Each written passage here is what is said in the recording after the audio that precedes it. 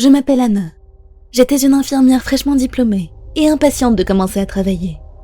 Après avoir postulé dans de nombreux hôpitaux différents, j'ai été acceptée par une clinique privée prestigieuse, spécialisée en obstétrique et en soins prénataux. Cette clinique était très célèbre pour ses programmes de GPA, gestation pour autrui, et avait la réputation mondiale de mettre au monde les bébés les plus sains et génétiquement supérieurs. Bien entendu, j'étais fière d'y avoir été acceptée, et j'étais impatiente de découvrir mon nouvel espace de travail et faire la connaissance de mes nouveaux collègues. Je suis arrivée à la clinique à 9h précises. J'ai été accueillie par plusieurs infirmiers et médecins, très joyeux et avenants. Mon superviseur l'était tout autant. Dans cette ambiance bienveillante, il ne m'a pas fallu longtemps pour me faire des amis, et je me suis vite adaptée à cette nouvelle routine de travail. Comme toute nouvelle recrue, je n'avais pas accès à l'hôpital en totalité. Certaines ailes sensibles n'étaient accessibles qu'au personnel avec davantage d'ancienneté. Je devais donc encore faire mes preuves. Il y avait cependant quelque chose que je n'avais pas immédiatement remarqué, mais qui m'a plutôt perturbée une fois que je m'en suis rendu compte. Je n'avais jamais vu aucun patient entrer ou sortir de la clinique. Les seules personnes extérieures que j'avais vues étaient des couples heureux et rayonnants, arrivant pour chercher leur nouveau bébé. Je n'avais jamais eu l'occasion de voir les mères porteuses en revanche, ni avant, ni même après l'accouchement. Mon travail consistait à m'occuper des nombreux nouveau-nés et à veiller à ce que chaque bébé soit emmené par les bons parents. Avec notre nombre élevé de couples adoptants, une erreur était vite arrivée. Il fallait donc être très vigilant. C'était un travail très gratifiant de s'occuper de ces petits bouts de vie. Chacun des bébés était en parfaite santé et aucun ne ressemblait à un autre. C'était comme si chaque enfant avait été conçu sur mesure avant la naissance. Il n'y avait qu'une seule chose qui me dérangeait dans ce travail à la clinique. Lorsque j'étais à l'extérieur de l'aile des nouveau-nés, je pouvais entendre les cris perçants, pleins de douleur, des femmes en train d'accoucher. Les médecins et les infirmiers faisaient de leur mieux pour apaiser ces pauvres femmes et leur apporter le maximum de confort possible. Mais les cris persistaient, et plus je les écoutais, plus je remarquais quelque chose d'étrange. Ce que j'ai pris pour des cris de douleur ressemblait en fait plutôt à des cris de terreur. Je me suis convaincue que ce n'était que le fruit de mon imagination active, et pendant un moment, j'ai réussi à ignorer ces cris et à me concentrer sur le miracle de la naissance qui suivait. Jusqu'à ce qu'un jour, j'entende une femme crier quelque chose que je n'oublierai jamais. « Pourquoi vous me faites ça? Laissez-moi partir, s'il vous plaît !» Cela faisait à ce moment-là quelques mois que je travaillais là. Je me suis donc sentie suffisamment légitime pour commencer à poser des questions, à la fois sur les cris et sur les patients étrangement absents. Mes questions ont été accueillies par un lourd silence et des regards sévères, que ce soit de la part des médecins ou de mes collègues infirmiers. Finalement, après avoir légèrement insisté, mon superviseur m'a prise à part pour me dire d'arrêter de poser des questions déplacées et de juste me contenter de faire mon travail, que tout était en règle et qu'il n'y avait pas matière à s'inquiéter. Les cris de douleur et de terreur ont continué à résonner dans les couloirs de l'hôpital. Je tirais du réconfort de l'aile des nouveau-nés, où je m'occupais de ces derniers. Mais les cris perçants me suivaient à chaque fois que je devais me déplacer à l'intérieur de l'enceinte de la clinique. Ma première année de travail s'est déroulée sans autre incident, et à la date anniversaire de mon embauche, mes restrictions d'accès ont été levées. J'étais à présent libre d'aller où je voulais dans tout l'hôpital, mais il n'y avait aucune raison pour moi d'aller au-delà de l'aile des nouveau-nés, ou la salle de repos des médecins. Ma curiosité, cependant, a eu raison de moi.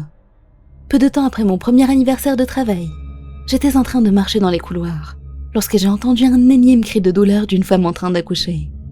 Mais ce n'était pas n'importe quelle femme, c'était celle que j'avais entendue supplier pendant mes premières semaines de travail. J'aurais reconnu sa voix n'importe où, tellement elle m'avait marqué. Elle était en train d'accoucher moins de 2 ans après sa dernière grossesse. C'était très dangereux, et une mère porteuse professionnelle devait le savoir. Je l'ai entendue supplier de la même manière que la première fois, demandant à ce qu'on la laisse partir. Je ne comprenais vraiment pas. Était-elle retenue contre son gré? J'ai attendu 2 autres semaines, avant d'avoir enfin le courage d'aller jeter un coup d'œil aux autres parties de la clinique. J'étais de garde de nuit ce jour-là, et avec le peu d'activité qu'il y avait, il m'était facile de m'éclipser sans que mon absence soit remarquée. En accédant à l'aile qui m'était auparavant interdite, je me suis retrouvée à marcher le long d'un couloir, muni de plusieurs panneaux pointant vers les nombreuses salles d'accouchement, ainsi qu'une deuxième salle de repos pour les docteurs. Alors que j'avançais vers une des salles, j'ai entendu un énième cri de douleur, beaucoup plus proche cette fois. J'avais appris à reconnaître ce cri comme étant celui d'une femme en plein travail. Chose étrange, son cri ne venait pas de ce que j'avais supposé être des salles d'accouchement. Il venait d'une pièce avec une porte étiquetée « Incubateur ». J'ai attendu pendant un petit moment, et voyant que personne n'entrait ou ne sortait de la salle en question, j'y ai pénétré pour aller voir ce qui s'y passait. J'aurais aimé ne pas l'avoir fait. Lorsque j'ai ouvert la porte, Le spectacle derrière m'a donné une vague de nausées, d'une puissance telle que j'en sens encore le goût dans ma bouche à ce jour. La grande pièce contenait 2 douzaines de lits. Sur chaque lit se trouvait une femme, à différents stades de la grossesse.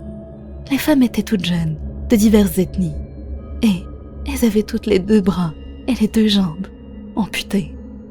Les femmes étaient impuissantes, seules, à la merci de leurs tortionnaires. Des tubes et des perfusions contenant des nutriments et des fluides serpentaient sur leur corps mutilé. C'était ce qui les maintenait dans cet état atroce de demi-vie. Une femme blonde, au ventre absolument massif par rapport à son corps torturé, m'a repéré me tenant devant la porte et m'a supplié de l'aider. Je n'arrivais pas à prononcer un mot.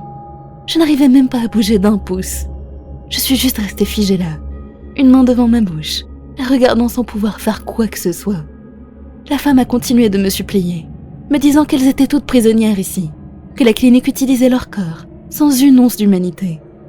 J'ai lentement reculé vers la porte, toujours sous le choc, toujours incapable d'agir, alors que la femme continuait de me supplier en pleurant.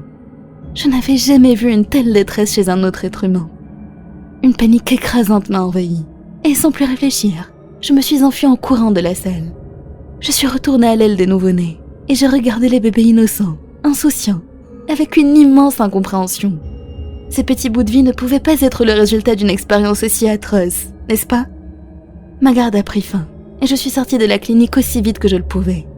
Dès que je suis arrivée devant chez moi, la réalisation de ce que j'avais vu m'a frappée, et envahie de nausées, j'ai vomi sur l'herbe. Je me suis mise à pleurer incontrôlablement, noyée de culpabilité d'avoir abandonné ces pauvres femmes. Je n'ai pas fermé l'œil cette nuit-là. Les cris et les suppliques désespérées des femmes tournaient en boucle dans mon esprit. Mon travail reprenait 2 jours plus tard. J'y suis allée à contre-cœur, mais je n'avais pas le choix. Une fois à l'aile des nouveau-nés, mon regard a été immédiatement attiré par un nouveau bébé, qui avait une touffe de cheveux blonds sur la tête. Un blond qui m'a rappelé celui de la femme qui me suppliait. La nausée est revenue au galop. Je ne pouvais pas rester ici. J'ai dit à mon superviseur que je me sentais malade, et je suis rentrée chez moi. Une fois bien en sécurité dans mon appartement, toutes les portes et fenêtres verrouillées, j'ai appelé la police, et je leur ai raconté en détail toute l'horreur que j'avais vue. Ils m'ont immédiatement prise au sérieux, et ont envoyé une patrouille à la clinique. En fouillant les lieux, ils sont tombés sur la scène d'horreur que je leur avais décrite. Les femmes ont été libérées et emmenées à un nouvel hôpital pour y être traitées.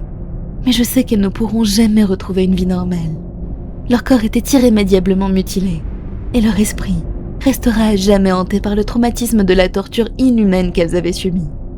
Ma clinique a cependant été fermée, et j'ai trouvé un peu de réconfort dans l'idée qu'au moins, aucune autre femme ne subira ce que les autres avaient subi. J'ai poussé un soupir de soulagement, et j'ai attendu que cette histoire sordide apparaisse aux infos. Mais les jours passaient, et aucune chaîne, aucun journal n'en parlait. Il n'y avait aucune mention nulle part des incubateurs humains qui avaient été libérés.